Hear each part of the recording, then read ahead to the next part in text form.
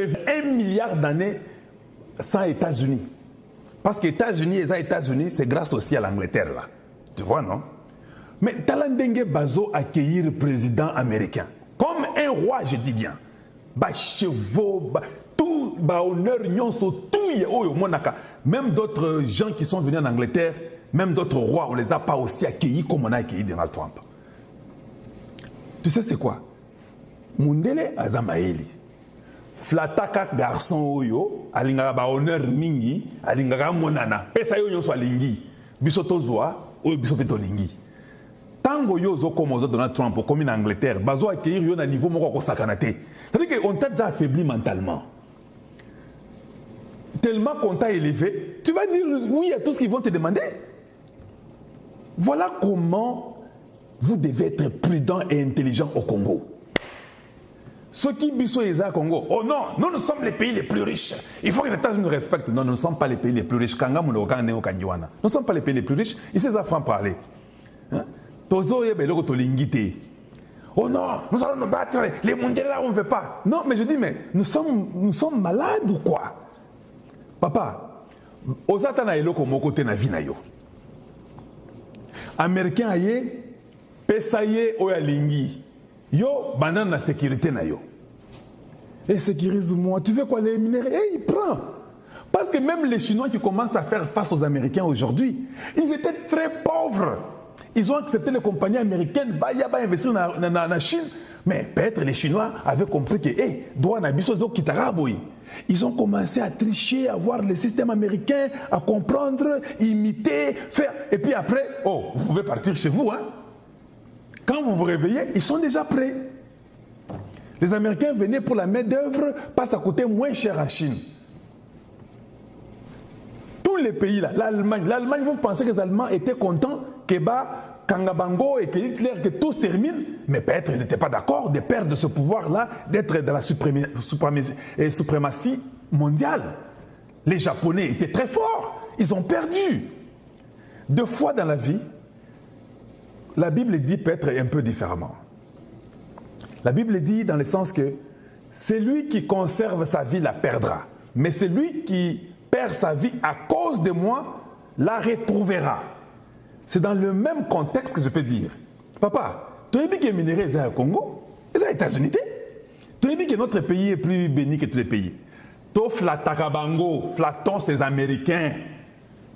S'il faut qu'on puisse s'agenouiller, on va s'agenouiller, on va flatter. Les Anglais qui n'ont rien à voir des États-Unis, même pendant 1 milliard d'années, vont vivre. Ils les flattent. Ils accueillent leur président, ils font toutes les histoires possibles, honneur, surtout, ça y est, parce que Bazana Balingi, Bazoye pas États-Unis, peut-être relations militaires, peut-être relations économiques, je ne sais pas, peut-être quoi, peut-être cette amitié-là des 2 pays qui s'aiment beaucoup. Oui, c'est ça ce que le Congo devrait faire. Totika, Bouzoba Pamba Pamba, Tozo Kemba, Toko Kati, Toza incapable, et puis il faut te reconnaître en haut. Ceux qui osent reconnaître tes causes incapabilités. Pourquoi tu ne reconnais pas, mais on trouve que sur les champs, tu es incapable, ça fait 60 ans. Tu es incapable. Et là, de mon côté, ils ont avancé dans le Congo. N'a assemblé tous ces gens-là qui étaient là, des ministres, tout le monde. Bouzoba na Bouzoba. Moutota Mokozoya Makamboya, pesé à Soloté. Flattons ces gens, qu'ils puissent nous reconstruire l'armée, qu'on ait une vraie armée, qu'ils viennent avec leurs entreprises au Congo. Nous allons les charger moins cher. La main d'œuvre, est-ce qu'un Congolais par heure va te demander combien? Un Congolais peut te dire que donne-moi même 4 $ l'heure. Il faut que le Congo commence à travailler cette histoire-là. La manufacture ou bien la main d'œuvre. Quand un Américain viendra que, hey, ceux qui n'avaient pas besoin de minerais à Congo, le Congo dit que les minimum wage pour leurs employés, qui sont les prix les plus bas qu'on peut donner à quelqu'un, c'est 4 $ l'heure. L'Américain va dire que non. C'est comme ça que les Chinois ont fait. La main d'œuvre était très très accessible et très moins chère. Alors, aux Congolais, on retient 4 $ par heure. Sauf que ça 10 heures dans Moussala, par jour, on a 40 $. Et puis, l'État paie à moins taxe, par jour, on a peut-être 37 $. 3 $ et qu'il y a une taxe à l'État pour entretenir l'école, l'hôpital, le belé. Mais les Américains, non. Ceux qui main d'œuvre dans le Congo, ils ont 4 $. Ceux qui n'ont pas de minerais dans les États-Unis, main d'œuvre, ils ont 45 $. Quel est ce capitaliste qui peut accepter de payer 45 $ et pas naïe que de payer 4 $ à quelqu'un en Afrique? C'est juste question d'avoir une industrie en Afrique. Et puis, j'amène les produits finis dans Poto et Panangaï, mais j'ai payé 4 $, j'ai sauvé 41 $. Ou bien, en Afrique, dans un bloc, on a fait de transport, on a fait de taxe à l'écolo, et puis on a fait de 45 $ et pas monter Panangaï. Mundele capitaliste à Kolobakete, n'a pas la Congo.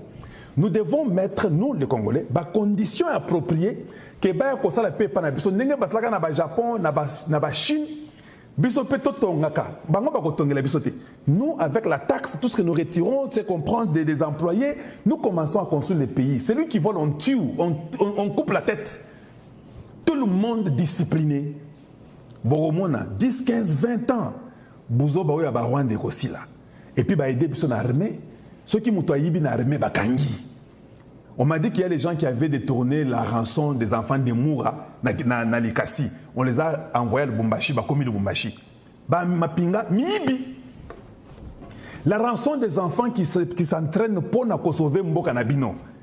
Rançon ya bana wana o bazol yokola po ba koma ba Mapinga, bamba na Moura comme on les appelle.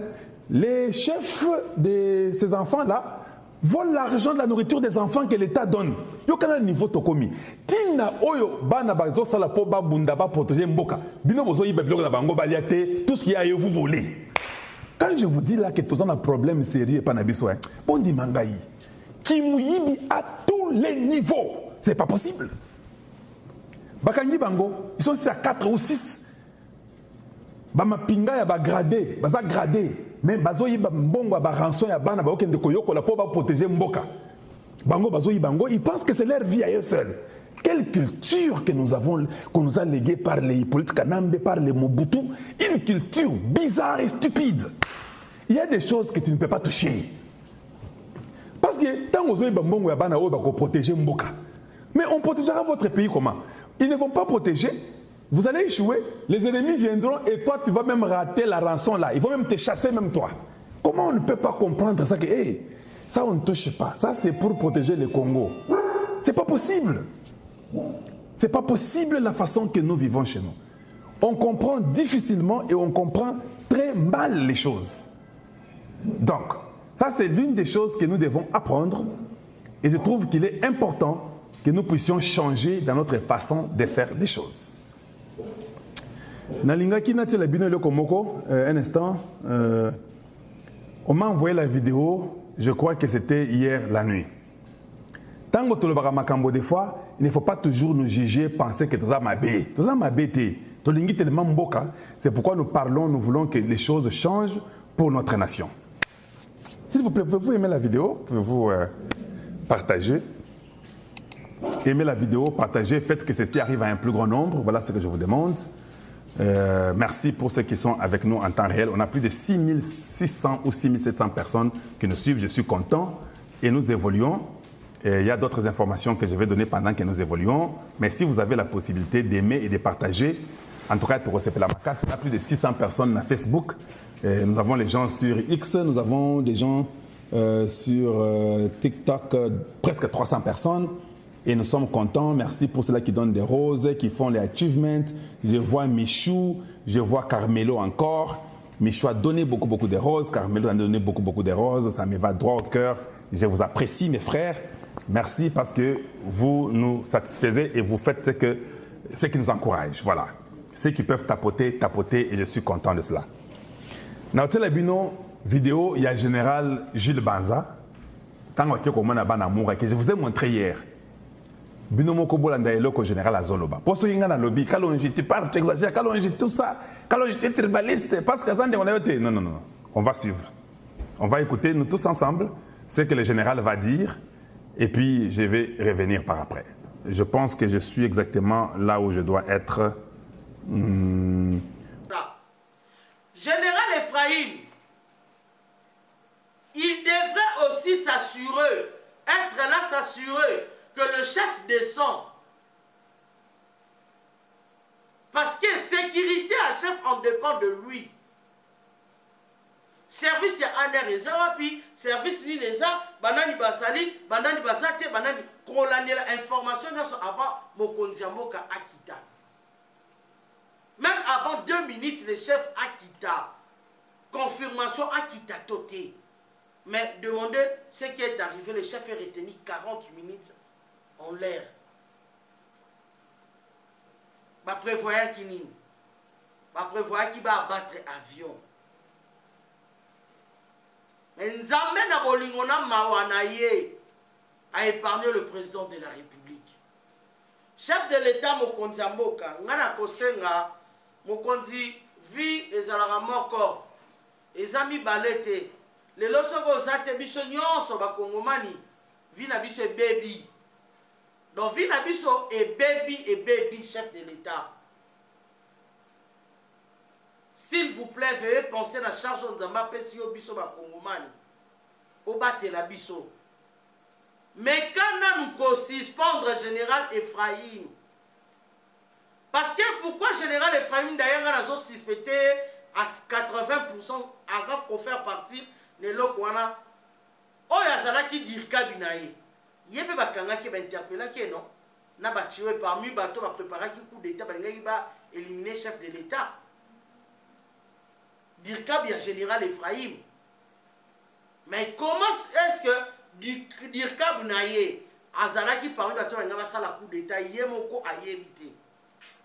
Et si quand il faut refourler la miso. Oui. Dirkab na la prison bakanga qui est. Ndeko comme le général on a colonel, ce qui colonel on a. Oh comme on est Kimi. Oh il y a Dirkab il y a général Ephraim. Dirkab na directeur il y a cabinet na ye a participé qui na bateau a qui préparer coup d'état. Bakanga qui est. À combien plus forte raison Yemoko Ephraim. Bande konanga fo fungola misu. Toko panzanteke pour na servir ya chef de l'État et puis pour la nation congolaise, on a peur des personnes et de rien. Trop c'est trop. Bon Konzamboka, s'il vous plaît papa, mais quand on kofandi ça, général Ephraim afanananu parce que mabe eleki mingi. Trop c'est trop. Il savait. Pour na bango bayeba ike mission na bango zaki récit. Bande konangai conseiller en matière de sécurité ébérante Kolongele. Avant Mokonzi Mboka en Matato Azaro Kita, normalement les chefs conseillers en matière de sécurité chef de l'État, il faut Azalawana na aéroport. Et demander na ébérante Kolongele, il était où? En sachant bel et bien que le chef Azozonga, lui, il était où?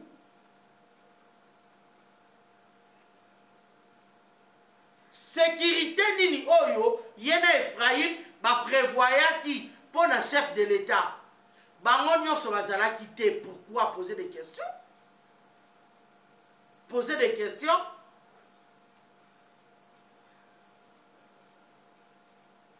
Une conspiration. Un plan bien monté.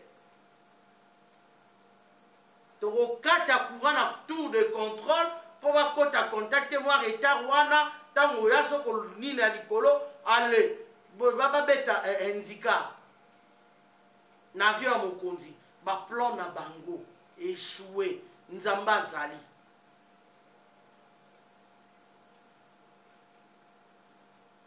Et ça pas si peu mawa Kota la Moutoura, Moleno Sakombi. Pourquoi Kakayo, au commis ministre énergie, ben incident et commis Koya? Pourquoi?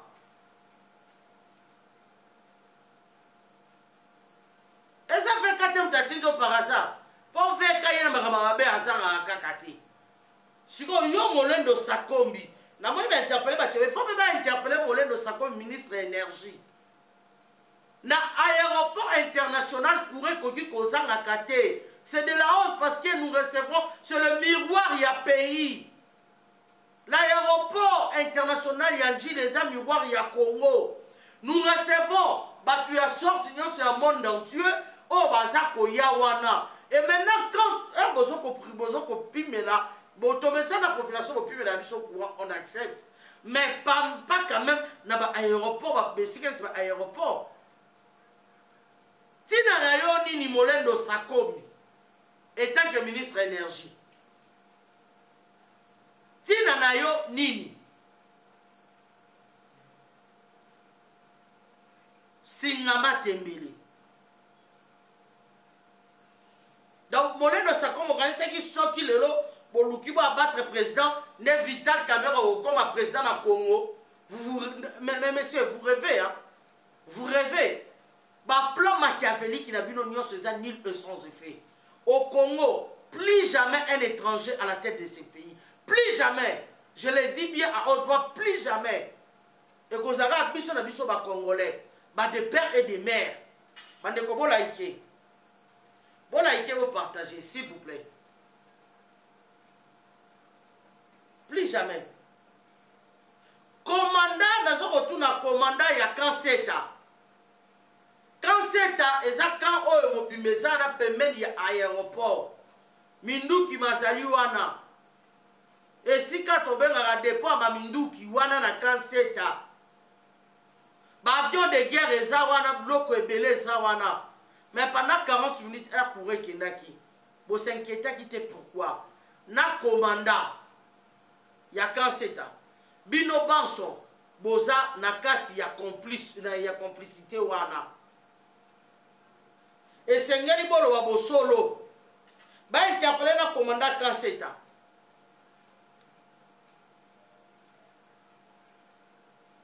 Bakangi misusu watikali misusu babatami et balingi coopérer et ko simbate nzambe azali lo ba bidonde bokoma nzambe to bidonde ba Yesu wana nde boko réussir.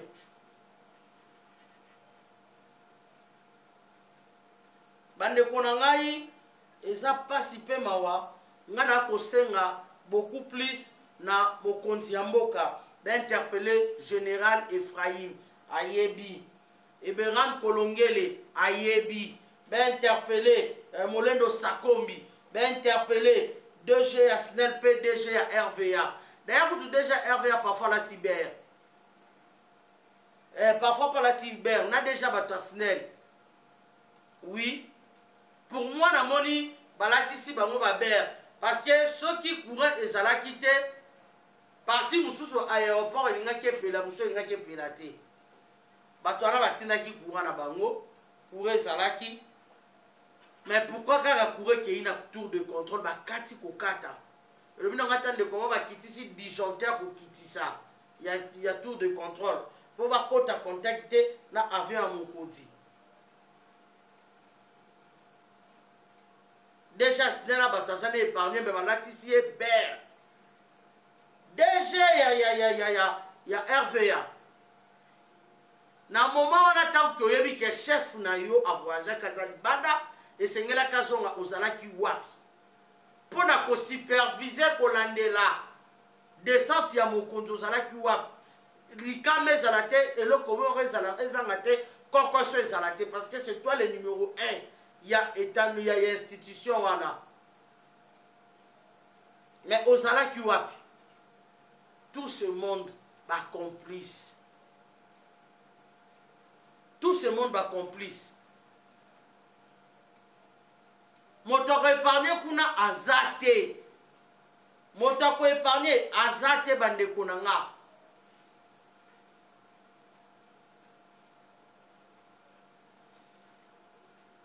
Eza pasi pe mawa o lelo boye kutala bato wana nyonso tout pemene ya mokonzi ya mboka chef de l'état pardon toza na besoin na yo mokonzi pardon Fachi s'il vous plaît Fachi yo kela biso mawa pardon nos vies aussi ezo dépendre na yo na Congo awa papa yo kela biso mawa pitié mais quand nous kolongolela biso bato o bali kosala yo mabe po lelo soko ozate président Fachi basor ya bakongomani biso tokosuka api ba de père et ba de mère tokosuka api mokonzi mboka na ngai yokela biso mawa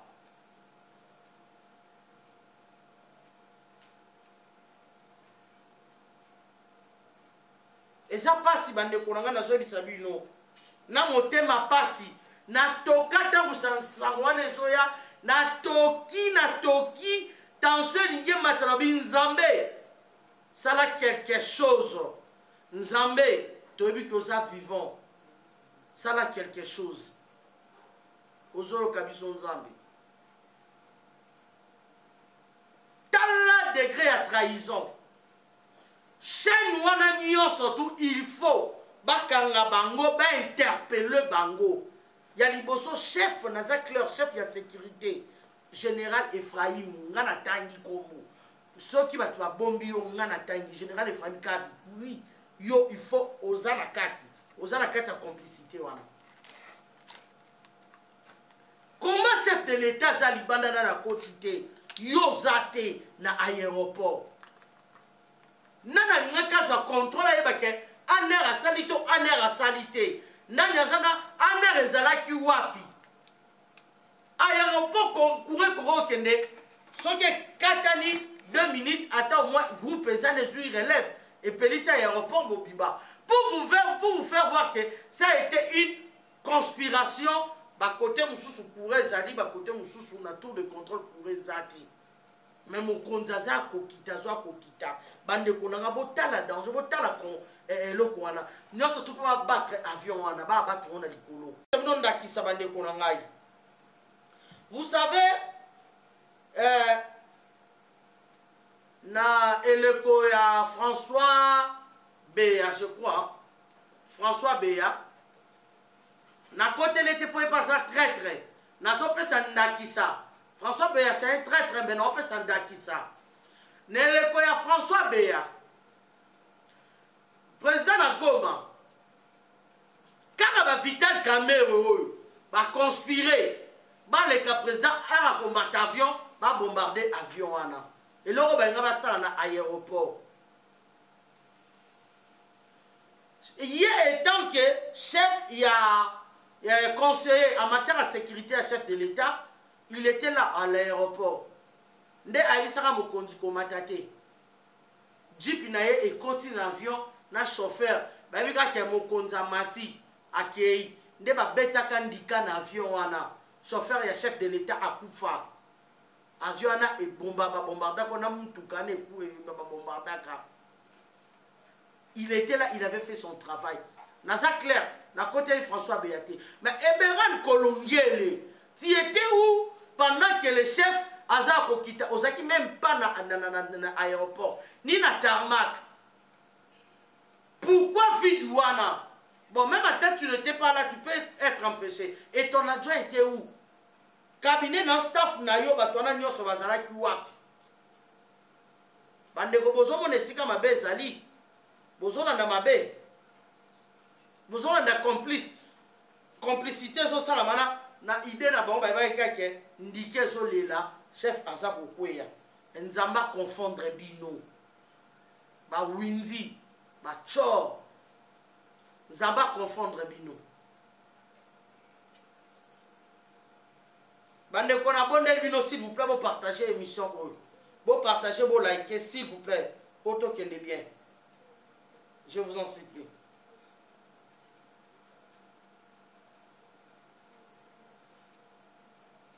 Ouais, merci Ndeko Alex Madira.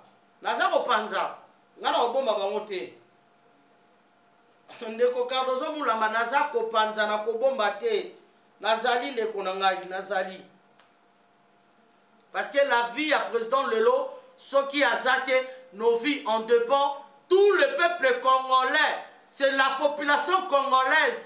Net au collé là-bas, pour exterminer biso, le col là-bas, kafar. Donc, c'est qui n'a pas mettre un handicap dans l'avion, on a jamais à confondre bino. Parce que ça, courant, on va quitter ici disjoncteur. Bon, c'est la vérité, on va anticiper dans le lobby. Bon, ma ben, on pense en teke. Bando qui va winzi. Chef de l'État a envoyé de Dieu. Mouton a une mission. Ata bosalini boko kayete. Boko kayete. Mbonga Rwanda bolie ba million ana boko sanza ngo kanga mbino mkwana na kingo.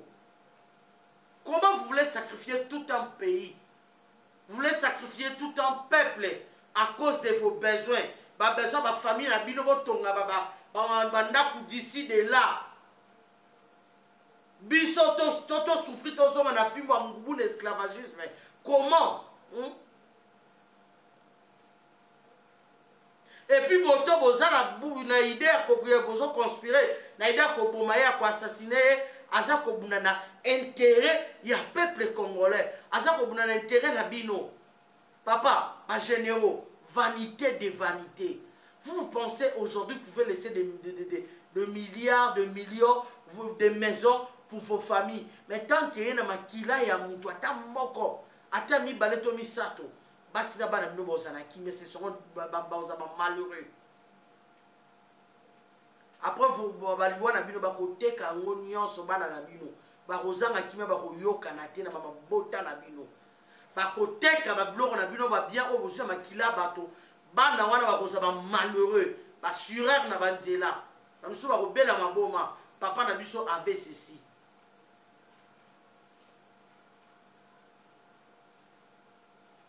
Et ça passe ici mawa. Comment on peut accepter un pays comme il y a biso pour pays munene boye. Aéroport en Dieu ça miroir yamboka. Bon va peut que courir 40 et bon côté sous courir ça là qui n'engeni. Pendant 40 minutes wana. Pour un côté monsieur ça là qui n'engeni pendant 40 minutes. Vous voulez nous expliquer quoi? Bon si déjà un million ça ne vous suffit pas.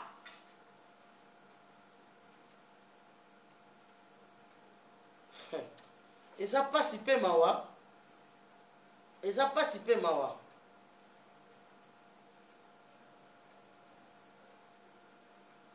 Bande konanga. Bande ko vous partagez s'il vous plaît. Vous partagez. Tout ça au koba. Tout ça au koba. Teke zali à kupanzalilo.